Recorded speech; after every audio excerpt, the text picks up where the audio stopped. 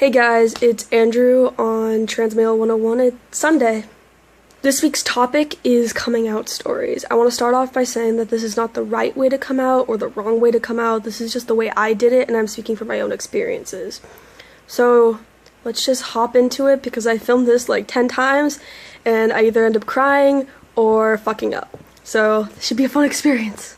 So when I was younger, I was always labeled as that tomboy because I always played sports, soccer, basketball, baseball, any sport, I did it, I played it. And I always dressed in men's clothes, and like I never was really into dresses and girly things and stuff. But when I grew up in a very Christian, homophobic, sheltered family, where I wasn't given the opportunity to express myself the way I wanted, and I wasn't able to research the things I wanted to research to figure out why I was feeling the way I was feeling. So I didn't end up coming out until sophomore year of high school. But that's jumping the gun. So when I was younger, I was always labeled as a tomboy, and I didn't like girly things. I played sports, and I think the first time I really realized that there was something different between me and the other guys was, when you reach that point in elementary school when you realize that there are boys and girls, and at the time I didn't know there was a spectrum, but let's just say at the time I only knew there were boys and girls, and you get to that point where you realize the distinction between the boys and the girls, and so you realize that, oh, the girls like the guys. And so you see all the girls chasing all the guys, tackling them, being goofballs because they have little baby crushes on them.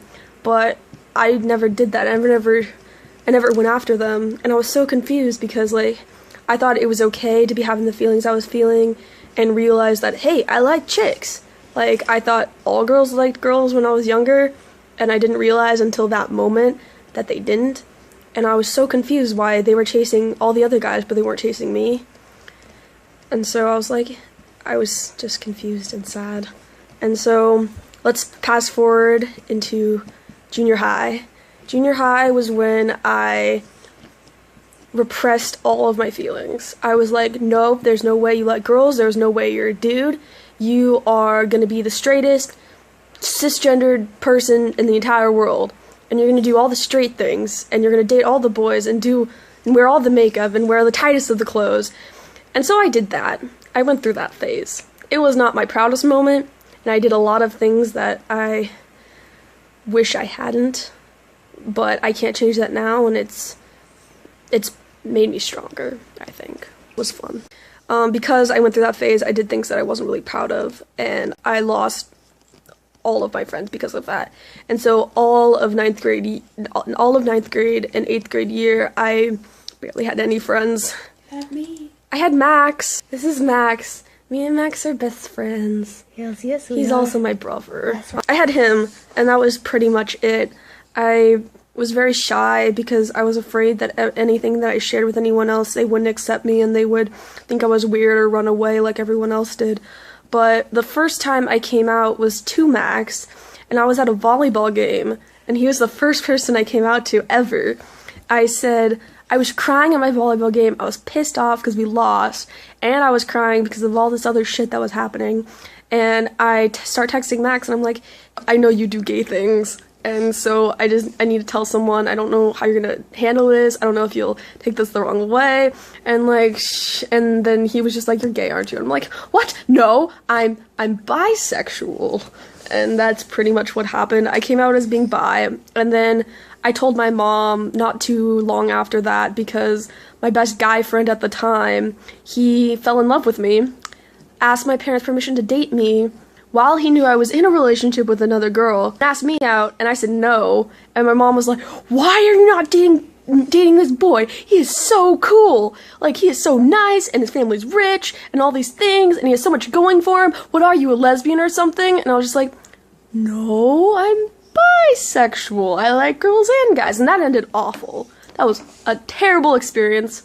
But not too long after that, I came out as being a lesbian, and I was super dykey and super cool, but I didn't really feel like the lesbian label fit me, because I was still having these feelings that I wasn't in the right body, and that I was having really major dysphoria about everything, my voice, the way I acted, my hair, everything about me. I was having the most, and that's where like all my anxiety was coming from. It was coming from my body and me not being able to express how I felt in words, because at that time I only thought there were like gay people and straight people. I didn't know there was this whole gender thing. And so, but when I did find out, I can't really pinpoint the exact moment, like when I realized that this is who I was, but the first person I came out to about being trans was my girlfriend Anna of 2 years. It was on New Year's, and we were sitting in her room. I was sitting on one side of the room, she was sitting on the other, and I just spilled it out, and she said, okay. And she's been my rock ever since then, and she's never questioned it, never doubted me, always been there for me, and held my hand, and gave me a kiss, called me her boyfriend, and it felt good. But the way I came out to my mom, that was an awful experience as well. When I came out to my mom, I was on my way to school.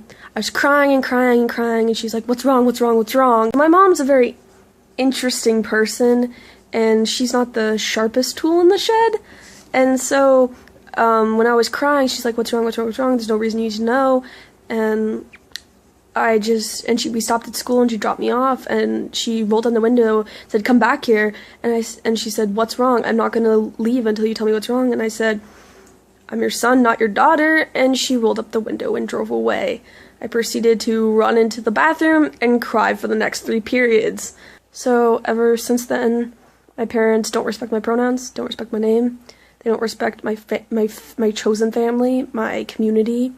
They are just giant homophobic, transphobic asses, and I am the only good person in my family, I think, because my brother's also a giant homophobic, transphobic ass, and I just kind of got dealt the wrong hand of cards. But I'm trying to stay strong, and they refuse to pay for anything, so I'm pre-T, pre-top, pre-anything. I've saved up enough money to get my name changed in October, so that will be cool. But I think the hardest thing about coming out was coming out to myself, because I grew up in a very Christian household, like I said earlier, and I felt like I was losing my relationship with God, because I consider myself a religious person, and I felt like I was losing that strong bond that I've created with him throughout the years, and I just didn't want to disappoint him or disappoint anyone else. And so I don't want to cry on camera, so I love you guys. I'll see you next week, and I hope you enjoyed coming out week.